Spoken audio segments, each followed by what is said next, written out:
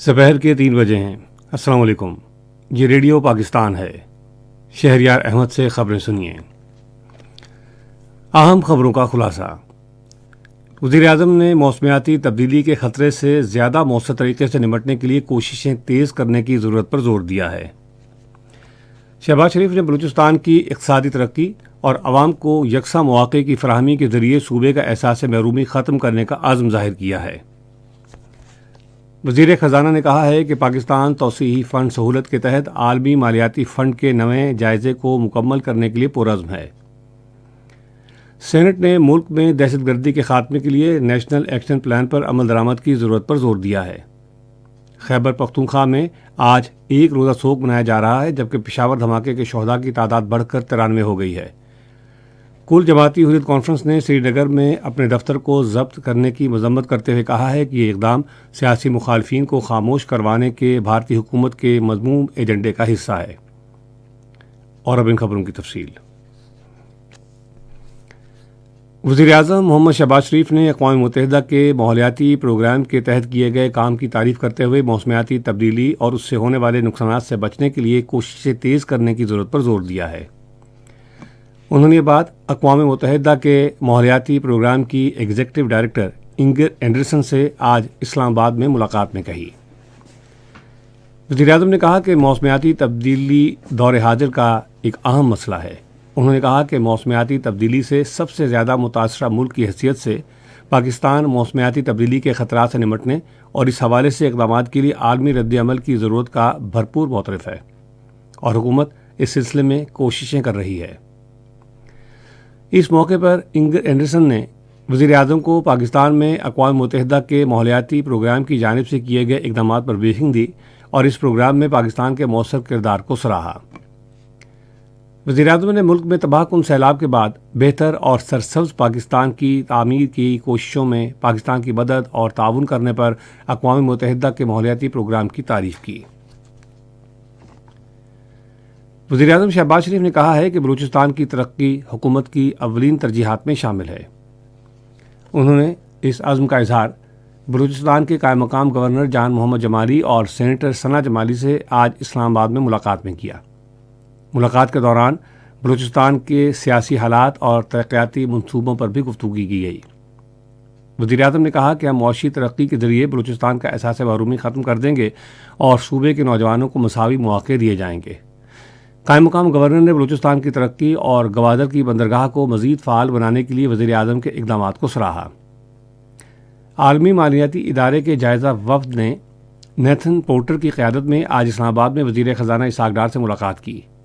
मुलाकात में तौसीई फ़ंड सहूलत के तहत इक़्तिसादी और माली पॉलिसियों और इस्लाहाती एजेंडे के जायज़े पर तबादला ख्याल किया गया। वज़ीर ख़जाना ने मिशन को मुख्तलिफ़ शोबों में हुकूमत के माली और इक़्तिसादी इस्लाहात के लिए किए गए इक़दामात पर ब्रीफिंग दी, जिनमें मालियाती फ़र्क को ख़त्म करना, शरह मुबादला का इस्तेहकाम और तवानाई और मईशत की बेहतरी शामिल हैं। उन्होंने कहा कि तवानाई के शोबे में इस्लाहात के लिए आला सतह की कमेटी तश्कील दी गई है ताकि वो गैस के शोबे में गर्दिशी कर्जे के ख़तरे को कम करने के लिए तरीक़ाकार वज़ा करे। IMF के मौजूदा प्रोग्राम को मुकम्मल करने के हुकूमती अज़्म का इजहार करते हुए इसहाक़ डार ने कहा कि पाकिस्तान तौसीही फ़ंड की सूरत के तहत किसी मुआहदे पर पहुँचने के लिए नए जायज़े की तकमील के लिए IMF के साथ काम करने के लिए पुरज़्म है। इस मौके पर IMF मिशन के सरबराह ने यकीन ज़ाहिर किया कि पाकिस्तान नए जायज़े की तकमील के लिए IMF की शराइत को पूरा करेगा। उन्होंने उम्मीद ज़ाहिर की कि पाकिस्तान मुतअद्दिद शोबों में इस्लाहात पर पेशरफ्त जारी रखेगा और IMF के प्रोग्राम बरवक्त मौसर अंदाज में मुकम्मल होंगे। उन्होंने कहा कि पाकिस्तान और IMF मालियाती इस्लाहात के लिए मिलकर काम करेंगे। सेनेट का इजलास चेयरमैन सेनेट सादिक संजरानी की सदारत में पार्लियामेंट हाउस इस्लामाबाद में फिर शुरू हुआ। ऐवान मुल्क में दहशतगर्दी के हालिया वाक़यात पर बहस कर रहा है। बहस में हिस्सा लेते हुए रज़ा रब्बानी ने गुज़श्ता रोज़ पेशावर की मस्जिद में खुदकुश धमाके की शदीद मज़म्मत की। उन्होंने कहा कि आइंदा माह की 8 तारीख को पार्लियामेंट के मुश्तरका इजलास में इंसदाद दहशतगर्दी पॉलिसी पर बहस होनी चाहिए। उन्होंने सियासी जमातों से अपील की कि वो ऐवान के अंदर कौमी मकालमे का इनेकाद करें और अहम उमूर पर इत्तफाक राय पैदा करें। सेनेटर सैफुल्लाह अबड़ो ने कहा कि मुस्तकबिल में साहाना पेशावर जैसे वाक़यात की रोकथाम के लिए कोशिशें करनी चाहिए। उन्होंने कहा कि सिक्योरिटी उमूर पर सियासत नहीं होनी चाहिए। بہرامند خان تنگی نے دہشت گردی کے واقعات کو ختم کرنے کے لیے نیشنل ایکشن پلان پر عمل درآمد کی ضرورت پر زور دیا۔ انہوں نے کہا کہ ان حملوں میں ملوث افراد کو گرفتار کر کے سخت سزائیں دینی چاہیے۔ پشاور کی مسجد پر حملے کو قابل مذمت قرار دیتے ہوئے محمد طاہر بزنجو نے کہا کہ حکومت کو سیکیورٹی صورتحال میں بہتری اور عام آدمی کی زندگی کو محفوظ بنانے پر توجہ دینا ہوگی۔ محمد اکرم نے کہا کہ پاکستان کو ماضی کی غلط پالیسیوں کی وجہ سے دہشت گردی کا سامنا ہے۔ مشاہد حسین سید نے کہا کہ دہشت گردی کے خلاف واضح پالیسی بنانے کا وقت آ گیا ہے۔ انہوں نے کہا کہ ہمیں ماضی کی غلطیوں سے سیکھ کر اگلا لاہ عمل ترتیب دینا چاہیے۔ انہوں نے کہا کہ انسداد دہشت گردی کے ادارے کو مزید مضبوط بنانا چاہیے۔ یہ خبریں آپ ریڈیو پاکستان سے سن رہے ہیں۔ پشاور خودکش بم دھماکے کے شہداء کی تعداد بڑھ کر 93 ہو گئی ہے۔ امدادی کارروائیاں ابھی جاری ہیں اور مسجد کے اندر سے ملبہ ہٹایا جا رہا ہے۔ پولیس کنٹرول روم پشاور کے مطابق 200 سے زائد زخمی لیڈی ریڈنگ ہسپتال لائے گئے، جن میں سے 100 زخمیوں کا ہسپتال میں علاج جاری ہے، جبکہ باقی افراد کو ہسپتال سے فارغ کر دیا گیا ہے۔ اقوام متحدہ کی سلامتی کونسل نے پشاور میں مسجد پر خودکش حملے کی شدید الفاظ میں مذمت کی ہے اور اس بزدلانہ اور گھناؤنے جرم کے ذمہ داران کو انصاف کے کٹہرے میں لانے پر زور دیا ہے۔ 15 رکنی کونسل نے ایک بیان میں شہداء کے خاندانوں اور حکومت پاکستان سے دلی ہمدردی اور تعزیت کی اور زخمیوں کی جلد اور مکمل صحت یابی کے لیے نیک خواہشات کا اظہار کیا۔ بیان میں کہا گیا ہے کہ ہم اس گھناؤنے جرم کے مرتکب منتظم مالی اعانت کرنے والوں کو پکڑنے اور انہیں انصاف کے کٹہرے میں لانے کی ضرورت پر زور دیتے ہیں۔ ادھر اسلام آباد میں چین کے سفارت خانے نے دہشت گرد حملے کی شدید مذمت کی ہے اور پاکستانی عوام سے تعزیت کا اظہار کیا ہے۔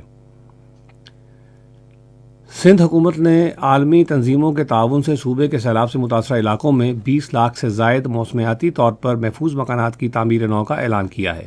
یہ اعلان سندھ کے وزیر اعلیٰ سید مراد علی شاہ نے آج کراچی میں صحافیوں سے گفتگو کرتے ہوئے کیا۔